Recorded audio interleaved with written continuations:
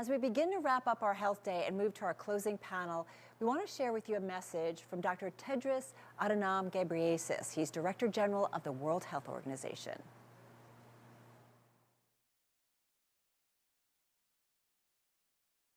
My friend Mike Bloomberg, Excellencies, distinguished guests, dear colleagues and friends, thank you for the opportunity of sharing a few reflections with you today. COVID-19 is an unprecedented global crisis that has shaken the foundations of social, political, and economic security. The pandemic has exposed and exploited the gaps in our health systems and the inequalities of our societies. It has overwhelmed health systems in even the world's strongest economies. In some public debate, the response to the pandemic has been framed as a choice between health and the economy. But that's a false choice. We do not have to choose between lives and livelihoods. Many countries have demonstrated that with a comprehensive whole-of-government approach using evidence-based tools, widespread transmission of COVID-19 can be avoided or controlled, and the economic damage can be limited. Far from being a choice between health and the economy, the pandemic has shown us that they are integrated and interdependent. When people are healthy, they can learn, earn, and innovate. When people are sick, the whole of society suffers. And when a pandemic hits, the entire foundation of economies can crumble.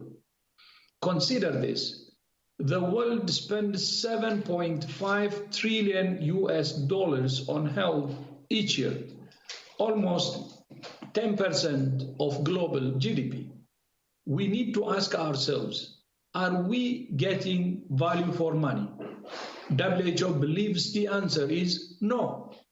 In recent years, many countries have made huge investments and advances in medicine, but too many have neglected their basic public health systems, which are the bedrock for preventing, preparing for, detecting, and responding to outbreaks, and for promoting health and preventing illness of all types.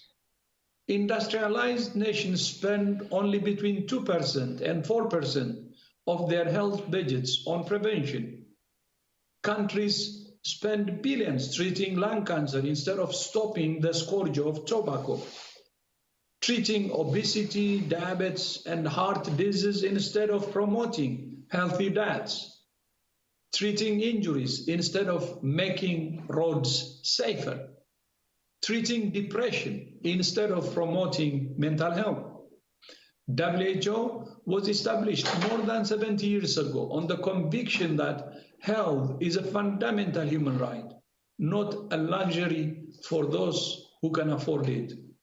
That conviction remains at the core of everything we do, which is why universal health coverage is our top priority. The lack of access to affordable, quality health care doesn't just have consequences for the health of individuals.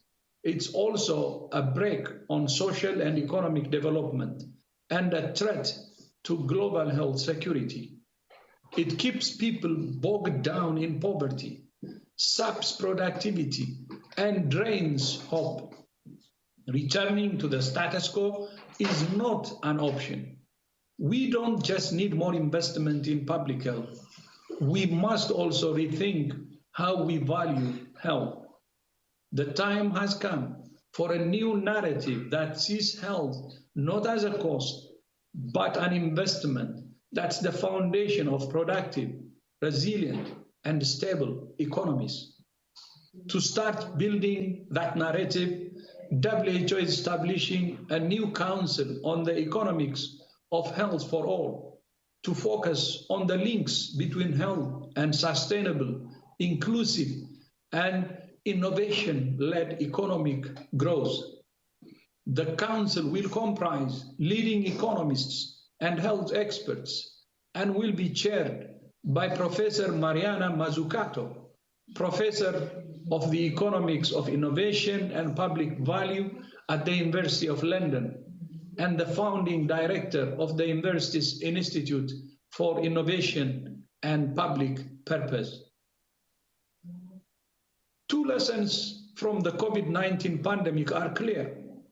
First, investing in strong health systems built on primary care is the defense against outbreaks and the economic shock that comes with them. Second, the fastest way out of this pandemic is for us to work together in solidarity across sectors and across borders, cooperation and solidarity. In practice, that means that all our instruments to fight COVID-19, especially therapeutics, diagnostics, and vaccines, must be available on the basis of equitable and affordable access for all. Let me be clear, vaccines can not only go to the wealthy in a few select countries. This is not just a moral imperative and a public health imperative, it's also an economic imperative. If we are to come out of this pandemic as quickly as possible and get back on the road towards a global recovery, then health workers, older people, and other at-risk groups must receive vaccines first. And in our interconnected world, if people in low and middle-income countries miss out on vaccines, the virus will continue to spread and the economic recovery globally will be delayed. Equitable access is in the national interest of each and every country. Vaccine nationalism will prolong the pandemic, not shorten it. The pandemic has taken so much from us, but it has also given us something, the opportunity to think afresh about the world we want. We are all in this together, and together we can build the healthier, safer, and fairer world we all want. But for that, we need compassion, cooperation, solidarity to defeat the common enemy and build back better. Build back better, and the world will be better, and the world we all want.